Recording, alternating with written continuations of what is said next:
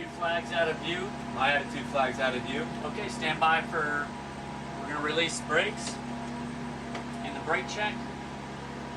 We're going to roll forward. Lineman's going to signal us to test our brakes. We'll stop, wave him off. This time we're ready to call for taxi. Sure, I'm on channel 3 for ground. And Stingray 301 is holding short of Sierra with whiskey like a taxi with run-up for runway 13. Ground would give us clearance to taxi at this time, and we'll go ahead and clear right, please. Clear right. And clear left. We're rolling forward and we're taxiing.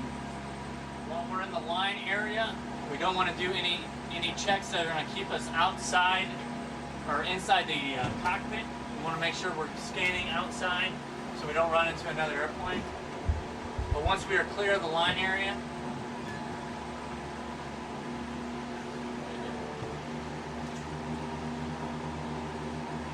we can go ahead and start our checks.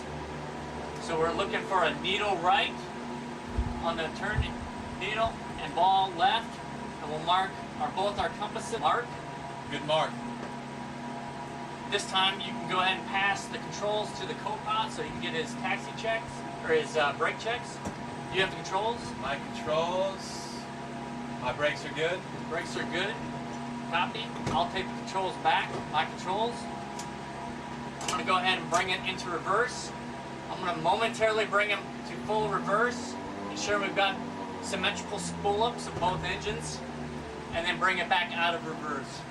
And then continue to taxi to the run-up. And then we call for the taxi checklist. Taxi checklist. Turn indicators and compasses. Checked. Checked. Brakes. Checked. Checked. Taxi checklist complete.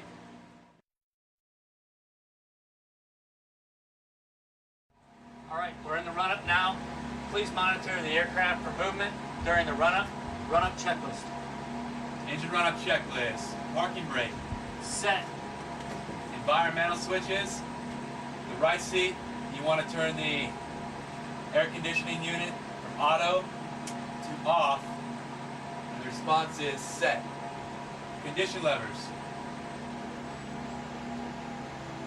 We'll pull them back to low idle, and response is low idle. Engine instruments. Again, we'll go ahead and scan both of our sets of engine instruments for the low idle indications. Checked. Overspeed governors and rudder boost. This time we're going to look down to the prop governor test switch. We'll put that to test. We'll advance one power lever to just almost to the 12 o'clock position. What we're looking for is our left prop to govern from 1830 to 1910 instead of the normal 2000. You can see it's governing, and as you advance it, you're going to feel a kick on that side of that the rudder. So the left engine should give you a left kick. So that's ensuring that the governor is testing, or the overspeed governor is testing, and the rudder boost is working. At that time, you can return back the power lever and do the same thing on the other side.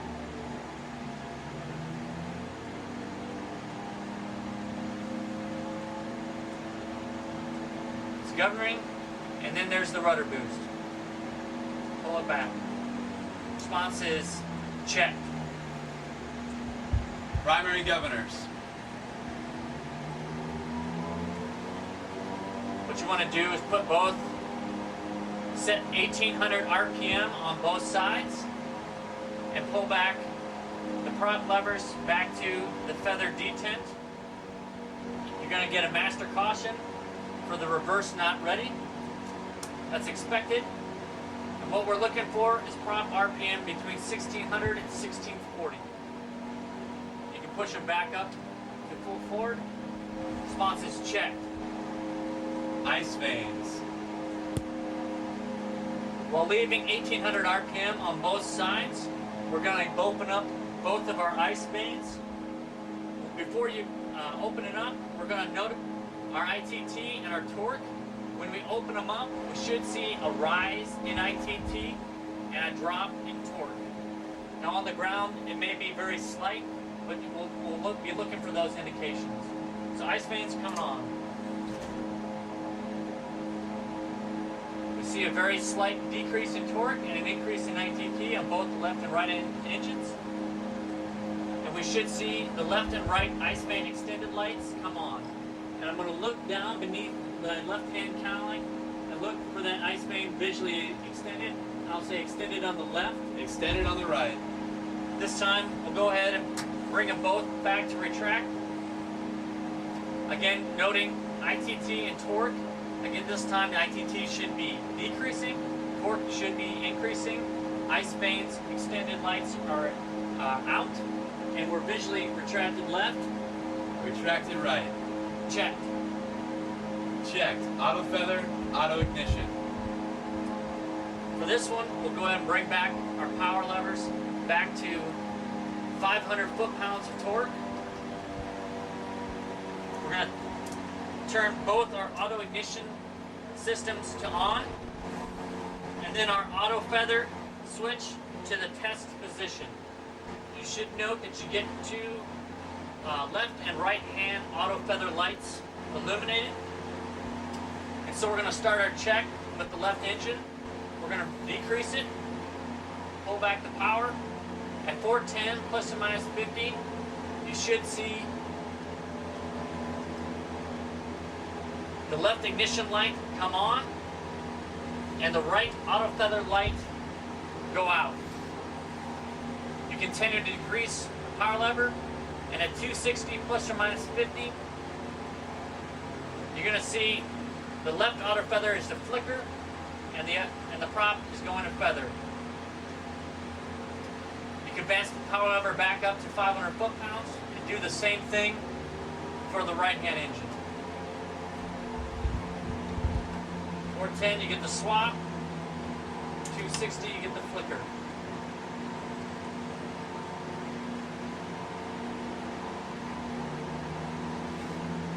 Then now, you've got them both back up to 500 foot-pounds. You want to pull both power levers back to the idle position.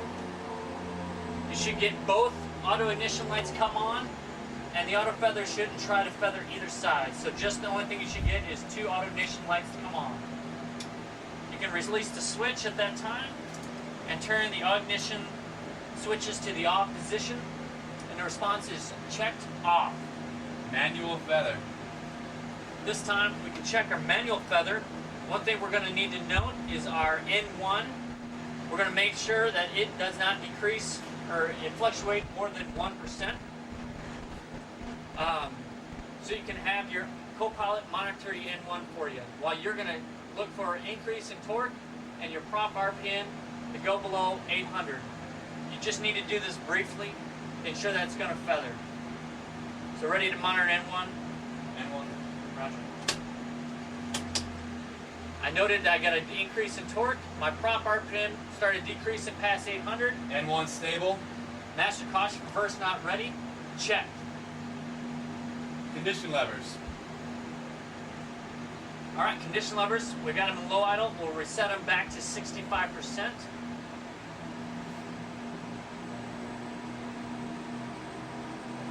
Set. Environmental switches.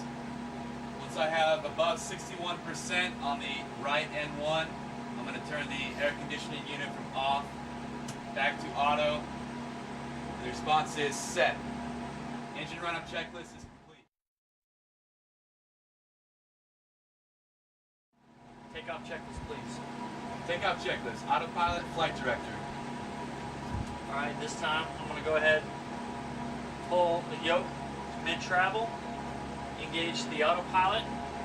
First thing I want to do is make sure I can overpower it, not pushing too hard on the rudders to make them ratchet, but just to make sure I can overpower it slightly. Then I want to go ahead and push it full forward, and I should see the autopilot trimming the plane. Pull it full back. Again, it's trimming. Then I'm going to push the autopilot and elevator trim disconnect switch on my yoke through the full detents, both detents, and that should kick off the autopilot. I want to have a handle on the yoke when I do that so it doesn't slam up against the stop. Also make sure you have the electric trim off advisory light. At this time, I'm going to go ahead and engage the autopilot again with the electric trim off, again with